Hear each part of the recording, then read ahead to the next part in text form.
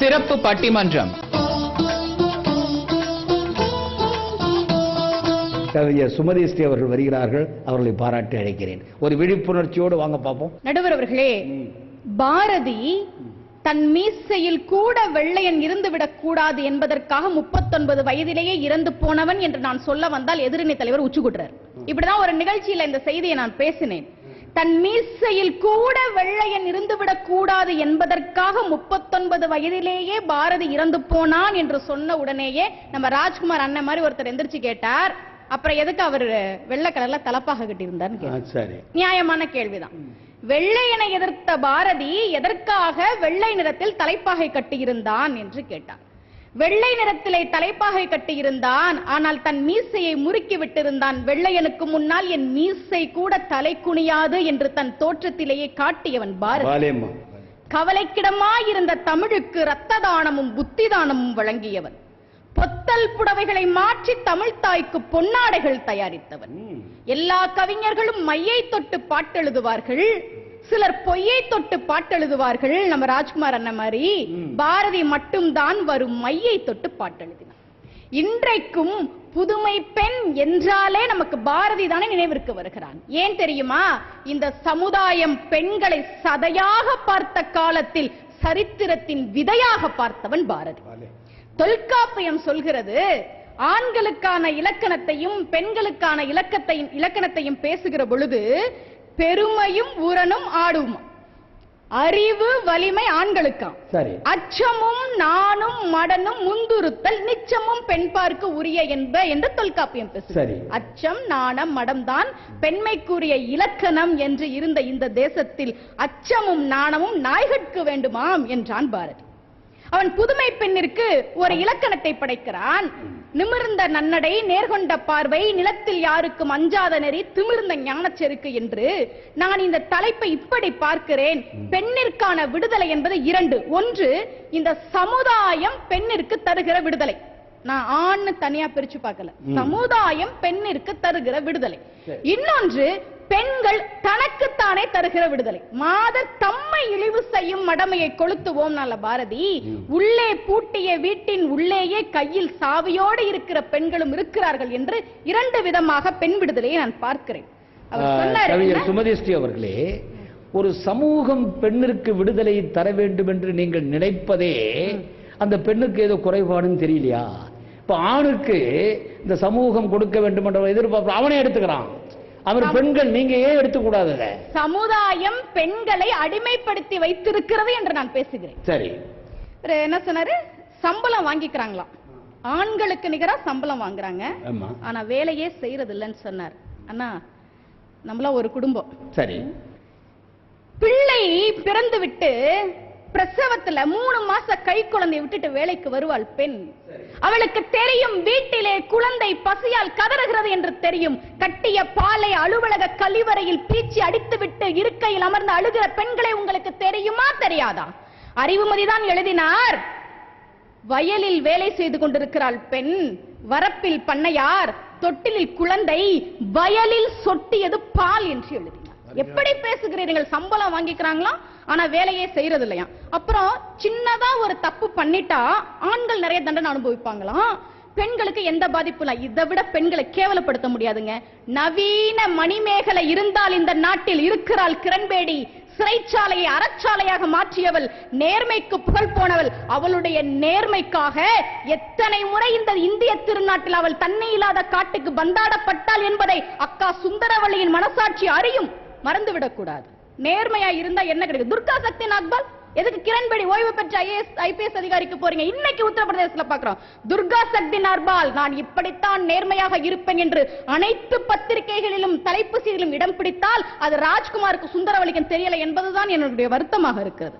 அப்படி என்றால் சுமதி ஸ்ரீ அவர்களே, துர்காபாய் சொல்லுகின்ற அளவுக்கு விடுதலை கிடைத்திருக்கிறது என்றல்லவா? எல்லா பெண்களுக்கும் இல்லை. நானும் சுந்தரவள்ளி அக்கா மாதிரி கொஞ்சம் கட்டுவேன். பெண்ணென்று பூமிதனில் பிறந்து விட்டால் மிக பீழை இருக்கிறது என்றார்.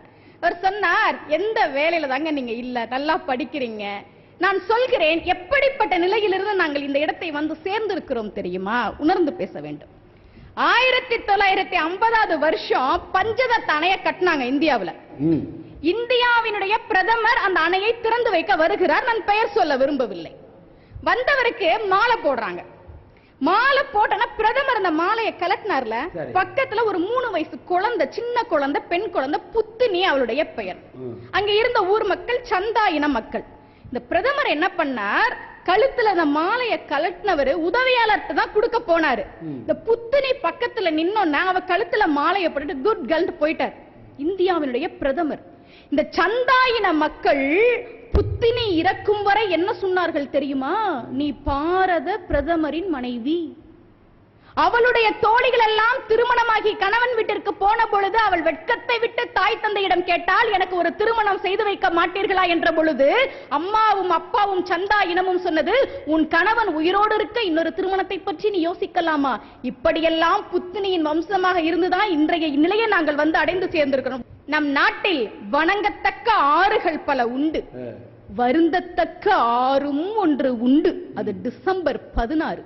அன்றைக்குத்தான் நிர்பயாவிற்கு மிகப்பெரிய களங்கத்தை இந்த தேசம் ஏற்படுத்தி தலைநகரம் கொலை நகரமானது. தூத்துக்குடி புனிதாவை மறந்துவிட முடியுமா நம்மால்? கால் இடுக்குகளில் குருதி வழிய கிடந்த குழந்தையை பார்த்துவிட்டு நானும் சுந்தரவழி அக்காவும் கதறவில்லை. என்னக்கா பேசுறீங்க? பெண்களுக்கு பாதுகாப்பு இருக்கா இந்த தேசத்தில்? இன்றைக்கு சொல்கிறேன், சுற்றுலா பயணிகள் இந்தியாவிற்கு வருவது குறைந்திருக்கிறது. பெண் பயணிகள். இந்தியா வாழ்வதற்கு தகுதியற்ற நாடு என்று உலக நாடுகள் சொல்கிற ஒரு நிலைமை இந்த தேசத்தில் இருக்கிற பொழுது பாரதி கண்ட புதுமை பெண் நினைவு என்று நீங்கள் எப்படி பேசுகிறீர்கள் என்பதுதான் எனக்கு புரியவில்லை. யோசிச்சு பார்க்கணும். பாரதிய ஒரு கவிஞனா மட்டும்தாங்க நம்ம பார்க்கிறோம். அவன் நிறைய கட்டுரைகள் எழுதி இருக்கிறான், சிறுகதை எழுதி இருக்கிறான். தமிழ்நாட்டின் விழிப்புன்னு ஒரு கட்டுரை எழுதி இருக்கிறான். அந்த கட்டுரையில் அவன் சொல்றான் பாருங்க, ஸ்திரீகள் தமக்கு இஷ்டமான பேரை விவாகம் செய்து கொள்ளலாம். காதல் திருமணத்தை அங்கீகரிக்கிறான். விவாகம் செய்து கொண்ட ஸ்திரீ புருஷனுக்கு அடிமை இல்லை. அடுத்த வரியில சொல்றான், தமிழ்நாட்டின் விழிப்பு கட்டுரையின் தலைப்பு, அவன் சொல்கிறான், ஸ்திரீ புருஷனுக்கு உயிர் துணை என்று எழுதுகிறான். வள்ளுவன் வாழ்க்கை துணை நலம் என்றுதான் சொன்னான் மனைவியை, ஆனால் உயிர் துணை என்று எழுதுகிறான் பாரதி. நான் யோசித்து பார்க்கிறேன், உயிர் துணை என்று எழுதினான். மிர்னால் மண்டல் ஒரு கதை எழுதினாருங்க, ராஜ்குமார் அண்ணா உங்களுக்கு தான். மிர்னால் மண்டல் ஒரு கதை எழுதினார், பெட்டை நாய் என்பது அந்த சிறுகதையினுடைய வங்காளத்திலேயா? வங்காளத்தில். சரி. மிர்னால் மண்டல் பெட்டை நாய் தமிழ்ல மொழிபெயர்த்திருக்கிறாங்க. அந்த கதையினுடைய தலைப்பு. அந்த கதை இப்படிதான் தொடங்கும். ஒரு வீட்டு எஜமானர் ஊஞ்சலிலே அமர்ந்திருக்கிறார், பேப்பர் படிச்சிட்டு இருக்கிறார். அதுல ஒரு செய்தி, ஒரு நாய்க்கும் ஒரு இளம் பெண்ணுக்கும் திருமணம். நம்ம ஊர்ல மழை வரலன்னா கழுதைக்கும் கல்யாணம் பண்ணி வைப்பாங்க தெரியுமா? மழை எப்படி வரும்? இன்னொரு கழுதை தான் வரும். அதை யோசிக்க மாட்டோம். அது மாதிரி நாய்க்கும் ஒரு இளம் பெண்ணுக்கும் திருமணம்னு செய்தி வருது, பேப்பர்ல படிக்கிறார். அவர் வீட்டு வேலைக்கார பெண் அந்த ஹாலை தொடச்சுக்கிட்டே வரா. அவர் சொன்னார், எங்கேயாவது அறிவு இருக்கு அந்த பொண்ணுக்கு? ஒரு நாயை போய் கல்யாணம் பண்ணிருக்கு. வேலைக்கார பொண்ணு சொன்னா, உங்களுக்கு என்ன இதுல கஷ்டம்? நானே ஒரு நாயை தான் கல்யாணம் பண்ணலான்னு இருக்கேன் அப்படின்னு அந்த பொண்ணு சொல்றான். வேலைக்கார பெண் சொல்றான். இவர் கேட்கிறார், நாயை போய் கல்யாணம் பண்றியா? உனக்கு அறிவு இருக்கா? அந்த பொண்ணு சொன்னிச்சு, நான் ஏன் நாயை கல்யாணம் பண்ணணும்ன்றதுக்கு ஒரு 4 காரணம் சொல்றேன். ஏன் பண்ணக்கூடாதுன்றதுக்கு நீங்க ஒரே ஒரு காரணம் சொல்லுங்க. என்ன 4 காரணம் சொல்லு அப்படின்னாரு. முதல் விஷயம், அந்த நாய் என்ன சமைச்சு போட்டாலும் சாப்பிடும். 2வது விஷயம், சாப்பிட்ட சாப்பாட்டுக்கு விசுவாசமா இருக்கும். 3வது, குடிச்சிட்டு வந்து அடிக்காது. 4வது, நைட்ல வந்து தனியா வீட்டுக்கு வெளில போய் தூங்கும். ஒரு நாயை திருமணம் செய்து கொள்வது எளிது என்று நான் நினைக்கிறேன் என்று சமீபத்தில் பெட்டை நாய் என்ற தலைப்பிலை மிர்னால் மண்டல் எழுதுகிறார். யோசித்து பார்த்தால் பெண்ணினுடைய விரக்தி நிலையாகத்தான் இதை நான் பார்க்கிறேன். கேள்வி, அதுல 3 பாயிண்ட் சரியா இருக்கு. 4வது, வெளியில போய் தூங்கணும்னா அது ஒரு உருவக கதை. அதே மாதிரி ஒரு ஆடவன் வெளியில போய் தூங்குவானா இன்றைக்கு பெண்கள் விட்டுருவாங்களா? நான் எவ்வளவு நாகரிகமாக அந்த இடத்தை நடுவரவர்களே. அது எங்களுக்கு வேற it is applicable, you are taking it. உங்களுக்கு எப்போ பொருத்தமா இருக்கோ அதை மட்டும் எடுத்துக்கிறீங்க. அது சரிங்க, சொல்லுங்க. 1905 காசியிலே, 1906 கல்கத்தாவிலே ஐரிஷ் நாட்டு பெண்மணி மார்கரெட் எலிசபெத் நோபலை சந்திக்கிறார். பிறகுதான் அவர் உயிரினும் இந்த பெண்மை இனிதடா என்றெல்லாம் எழுதுகிறார். நான் கேட்கிற ஒரு கேள்வி, பாரதியினுடைய புதுமை பெண் முழுவதுமாக நமக்கு கிடைத்து விடவில்லை, நிறைய குறைகள் இருக்கிறது. அதுபோல பெண்கள் தங்களை தாங்களே அடிமைப்படுத்திக் கொண்டிருக்கிற விஷயமும் இருக்கிறது, இல்லை என்று நாம் மறந்துவிட முடியாது. எதிரணி தலைவர் சொன்னார், நான் அதை வரவேற்கிறேன். கட்டுக்கடங்காம திரியறதா சுதந்திரம் என்று அவர் கேட்டார். அதை நான் பெண்களினுடைய குறையாகவே நான் சொல்கிறேன். பப்புக்கு போகிறார்கள் பெண்கள், நான் இல்லை என்று சொல்லவில்லை. வீக்கெண்ட் என்று சொல்லப்படுகிற வார இறுதி நாட்களில் ஈசிஆர் ரோட்டில் உள்ள விடுதிகள் நிரம்பி வழிகின்றன. தோல் சீலை கலகம் நடந்துச்சு சார் இந்த நாட்டுல. பெண்களுக்கு தன்னுடைய மார்பை மறைப்பதற்கு உரிமை கிடையாது. கீழதான், இடுப்புக்கு கீழதான் ஆடை அணியணும். கன்னியாகுமரிக்கு பக்கத்தில் என்ற எத்தனையோ பெண்கள் என் மார்பை மறைப்பதற்கு எனக்கு உரிமை வேண்டும் என்று போராடினார்கள். அந்த போராட்டத்திற்கு தோல் சீலை கலகம் என்று பெயர். அதற்கு பிறகுதான் ஒரு மாராப்பா மேல போட்டுக்கலாம் நம்ம பாட்டிக்கு உரிமை கிடைச்சது. அதுக்கப்புறம் தான் நம்ம ரவிக்கை வச்சு இன்னைக்கு போட்டுக்கிட்டு இருக்கோம். என்றால் நாம் எல்லோரும் நாகரிகமாக உடை அணிகிறோம் என்று சொன்னால், அப்படி போராடிய பெண்களை எல்லாம் ஒட்டுமொத்தமாக தீயிட்டு கொளுத்தினார்கள். அவர்கள் தியாகம் பெரிது. ஆனால் இன்றைக்கு புதுமை என்கிற பெயரில் பெண்கள் அரைகுறை ஆடையோடு வலம் வருகிறார்களே, இது சரியா? நீங்கள் யோசித்து பார்க்க வேண்டும். பாரதி சொன்ன புதுமை அல்ல. ஒருவேளை இது புதுமை என்று பெண்கள் நினைத்தால் நான் நிச்சயமாக அவர்களுக்கு சார்பாக பேச மாட்டேன். ஒரு செய்தி சொல்லி நான் நிறைவு செய்கிறேன்.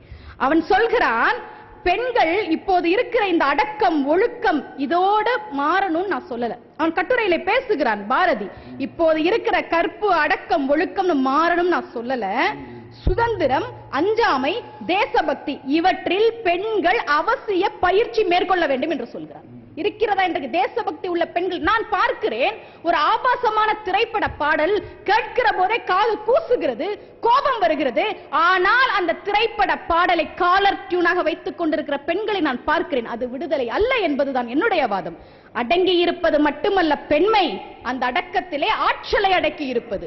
ஒடுங்கி இருப்பது மட்டுமல்ல பெண்மை, அந்த ஒடுக்கத்திலே வீரத்தை ஒடுக்கி இருப்பது. பணிந்திருப்பது மட்டுமல்ல பெண்மை, அந்த பணிவிற்குள்ளும் துணிவினை பற்றி இருப்பது. ஒரு சுனிதா வில்லியம்ஸ் விண்வெளிக்கு போனால் எல்லா பெண்களுக்கும் விடுதலை கிடைத்து விட்டதா? ஒரு பிடி உஷா தங்கம் வாங்கினால் எல்லா பெண்களுக்கும் விடுதலை கிடைத்து விட்டதா? நான் கல்லூரியில் பேராசிரியராக இருக்கிறேன். எம்சிஏ படிப்பாங்க புள்ள, அப்பா லோன் வாங்கி படிக்க வச்சிருப்பார். கல்யாணத்துக்கு அப்புறம் மாமியார் வீட்டுக்காரு மாமனாரு எல்லாரும் வேலைக்கு போக வேணாம்னு சொல்லிட்டாங்க. வேலைக்கு போகிற உரிமை கிடையாது. என் தோழி பைலட்டாக வேலை பார்த்தவள், பெருமையோடு சொல்கிறேன். ஏரோநாட்டிக்கல் இன்ஜினியரிங் படித்து விட்டு பைலட்டா வேலை பார்த்தாங்க. உலக நாடுகளுக்கு கல்யாணத்துக்கு அப்புறம் இன்னைக்கு வீட்டுல தான் இருக்கிறா. கடல் போல் விரிந்திருந்த அவளுடைய கனவுகள் இன்றைக்கு அரிசி களைகிற தண்ணீரின் அளவாய் சுருங்கி விட்டதே. இதை எப்படி நீங்கள் விடுதலை என்று பேசுவீர்கள் என்பதுதான் என்னுடைய வாதம். நடுவர் அவர்களே, ஒட்டுமொத்தமாக பார்க்கிற பொழுது பெண்கள் முழுமையாக விடுதலை அடையவே இல்லை. அவர்கள் புதுமை பெண்களாக மாறவில்லை. தங்களை தாங்களே அடிமைப்படுத்திக் கொண்டிருக்கிறார்களே, அதிலிருந்தும் வெளியே வரவில்லை. அலுவலகத்தில் ஒரு பெண் ப்ரமோஷன் வாங்கினா நேரா போய் கங்க்ராச்சுலேஷன்ஸ் என்றைக்கு ஒரு பெண் சொல்கிறாளோ அதுதான் திமிர்ந்த ஞான செருக்கே தவிர இவ என்ன பண்ணிருப்பான்னு தெரியாதா என்று பேசுகிறாளே, அது புதுமை கிடையாது. எது புதுமை என்பது பெண்களுக்கு தெரியவில்லை. அதனால் தான் இன்றைக்கு பப்புகளில் திரிந்து கொண்டிருக்கிறார்கள். எது விடுதலை என்பதும் அவர்களுக்கு தெரியவில்லை. அதனால் தான் கிடைத்த சுதந்திரத்தை அவர்கள் சரியாக பயன்படுத்தவில்லை என்று சொல்லி, எப்படி பார்த்தாலும் பெண்கள் பாரதியின் புதுமை பெண் என்பது வெறும் கனவுதான் என்று சொல்லி வாய்ப்பிற்கு நன்றி பாராட்டியவர்களே. நன்றி, வணக்கம். மிக அழகாக அந்த தலைப்பை ஆங்கிலத்தை சொன்ன கிரிட்டிக்கலி அனலிட்டிக்கலி நம்ம Sumathi Sri approach this topic ரொம்ப அழகா துல்லியமாக ஒரு எடுத்துக்கொண்ட கேஸ் கட்டுக்காக வாதாடாமல் அதனுடைய உண்மை, வலிமை, மென்மை அத்தனை அரசை ஆராய்ந்திருக்கிறாய். ஒரு பெண்ணுக்கு கிடைக்க வேண்டிய விடுதலை கிடைக்கவில்லை, கிடைத்த விடுதலை எப்படி துஷ்பிரயோகம் செய்கிறார் என்று பேசியிருக்கிறார். இதற்கு பதில் சொல்லணும்னா மதுரையில் இருந்து தான் வழக்கறிஞர் வரணும்.